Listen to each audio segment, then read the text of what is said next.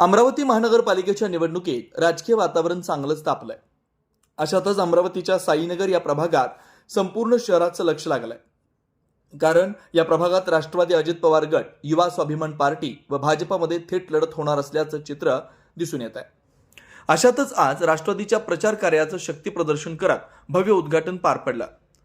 हे उद्घाटन आमदार सौ सुलभा खोडके व आमदार संजय खोडके यांच्या हस्ते पार पडलं। साईबाबांच्या चरणी नतमस्तक होऊन भव्य दिव्य रॅली प्रचार कार्यालयापर्यंत काढण्यात आली। यावेळी हजारोंच्या संख्येने साईनगर परिसरातील नागरिक उपस्थित होते। आमदार सुलभा खोडके बोलताना म्हणाले की जर साईनगर परिसरातील गुंडगिरी थांबवायची असेल तर राष्ट्रवादीशिवाय पर्याय नाही। तसेच साईनगर या परिसरात विकास कामे करण्यासाठी कुठेही पैशाची कमतरता पडू देणार नाही, असं आमदार संजय खोडके आपल्या भाषणातून बोलताना म्हणाले।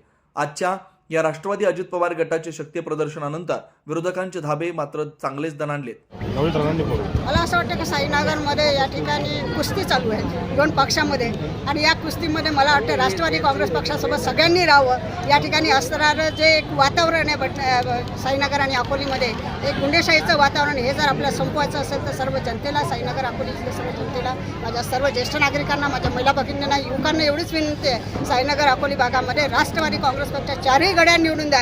ही कुस्ती आणि गुंडखोरी या ठिकाणी बंद झाल्याशिवाय राहणार नाही। उद्यान आहे तिथे मी आता रोहित देशमुखला माहित आहे की ते काम तुमचं ज्येष्ठ नागरिक उद्यानाचं काम निधी टाकलाय, ते काम सुद्धा चालू झालेलं आहे। भविष्यामध्ये अजून जे काही काम असतील ते आपण करू। फक्त तुम्ही राष्ट्रवादी काँग्रेस पक्षाच्या सर्व उमेदवारांना मतदान करा आणि या प्रभागाचा विकास करा, एवढंच बोलतो आणि माझे 2 शब्द संपवतो। धन्यवाद।